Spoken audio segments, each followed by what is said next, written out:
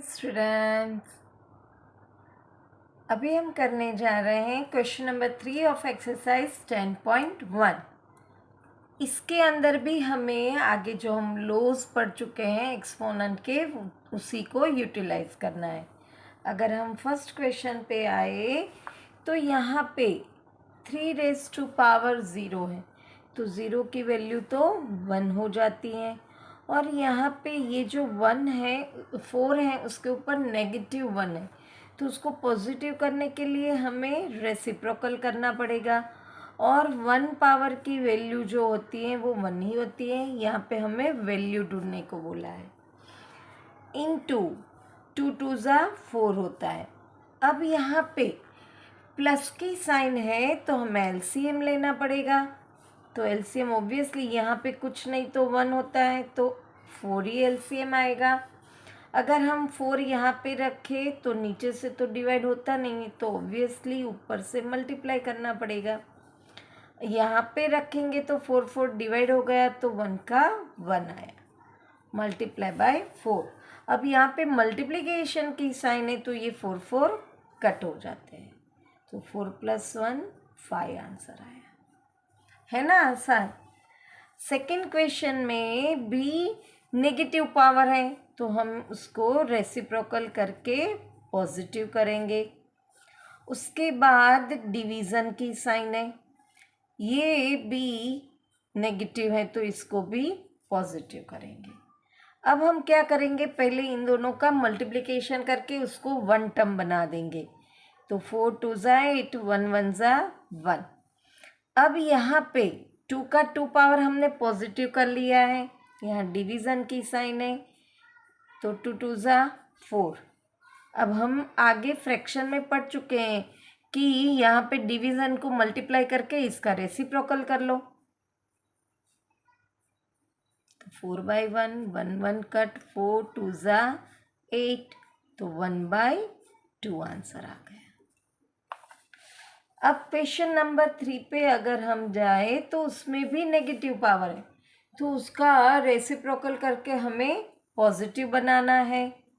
तो हम यहाँ पे अब देखो इसका रेसिप्रोकल करेंगे तो 1/2 है तो 2/1 होगा। अब नीचे 1 लिखे या ना लिखे कोई फ़र्क नहीं पड़ेगा, क्योंकि 1 के चाहे जितने भी पावर हो वैल्यू तो 1 ही रहती है। तो हम यहाँ पे कर देंगे 2 को 2 पावर पॉजिटिव।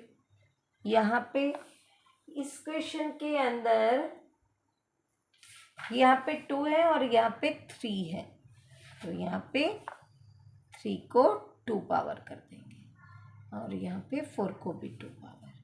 हमें वैल्यू निकालनी है, तो 2 2 ज़ा 4, 3 3 ज़ा 9, 4 4 ज़ा 16। इनका एडिशन करेंगे,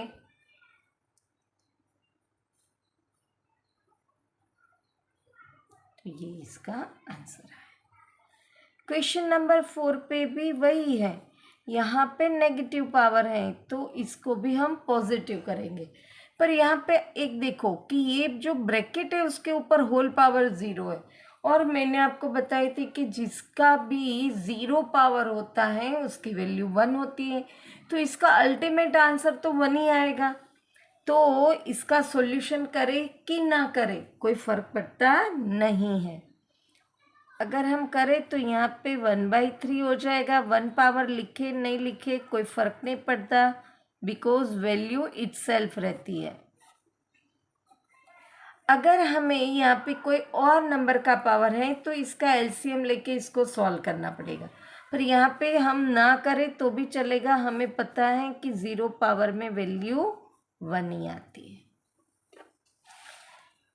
फिफ्थ पे पावर ऑफ पावर, पावर को भी एक पावर है तो power of power going to multiply, और हम ब्रैकेट ओपन कर देंगे। 2 2 ज़ा 4, करली ब्रैकेट ओपन हो गया। अब इसका पॉजिटिव करना है तो इसको रेसिप्रोकल करना पड़ेगा, तो 3/2 होल रेज़ टू 4। अब देखो इवन पावर है तो नेगेटिव है वो पॉजिटिव हो जाता है, और यहाँ पे ये पावर इन दोनों को लगता है, तो 3 को भी 4 पावर लगेगा, 2 को भी 4 पावर लगेगा। अब हम इसकी वैल्यू पुट करें, क्योंकि हमें वैल्यू निकालनी है। ये नेगेटिव दोनों को लगती है, पर ये ना लिखे तो भी चलेगा, क्योंकि हमें पता है कि इवन पावर है तो वैल्यू पॉजिटिव ही आएगी। क्यों? क्योंकि minus minus plus, plus minus minus, minus minus plus होता है। 3 3 ज़ा 9, 9 3 ज़ा 27, 27 3 ज़ा 81, 2 2 ज़ा 4, 4 2 ज़ा 8, 8 2 ज़ा 16। आ गया हमारा आंसर। यहाँ पे क्वेश्चन नंबर 3 फिनिश होता है। वापस मिलेंगे नेक्स्ट क्वेश्चन के साथ।